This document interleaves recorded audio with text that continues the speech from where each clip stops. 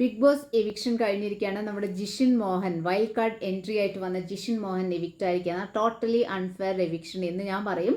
കാരണം ജിഷിൻ ഭയങ്കര നല്ലൊരു ഗെയിമറൊന്നും അല്ല. പക്ഷേ എന്നിരുന്നാലും when compare to Sabu Mohan, അതുപോലെ ആദില, അഭിലാഷിനെയൊക്കെ വെച്ച് നോക്കുമ്പോൾ ജിഷിൻ അതിനേക്കാളൊക്കെ നല്ലൊരു കണ്ടസ്റ്റൻ്റ് ആയിരുന്നു.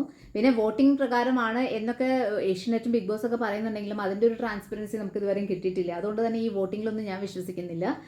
ഇതിൽ എന്തോ ഒരു ചതി നടന്നിട്ടുണ്ട് എന്നാണ് ഞാൻ പറയാൻ ആഗ്രഹിക്കുന്നത്. So totally unfair, so sad. കാരണം വൈൽഡ് കാർഡ് എൻട്രിയിൽ കുറച്ചെങ്കിലും സ്ട്രോങ് ആയിട്ട് വന്നത് ജിഷിനും, അതുപോലെ ജിഷൻ നല്ല സ്ട്രോങ് ആയിരുന്നു സ്റ്റാർട്ടിങ്ങിൽ. പിന്നെ വേദലക്ഷ്മി ഇപ്പം നല്ല ഇതാണ്. പക്ഷെ സാബുമോനൊക്കെ ഒരു കാര്യമില്ല. അഭിലാഷ്, ഇവരെയൊക്കെ പുറത്താക്കാമായിരുന്നു.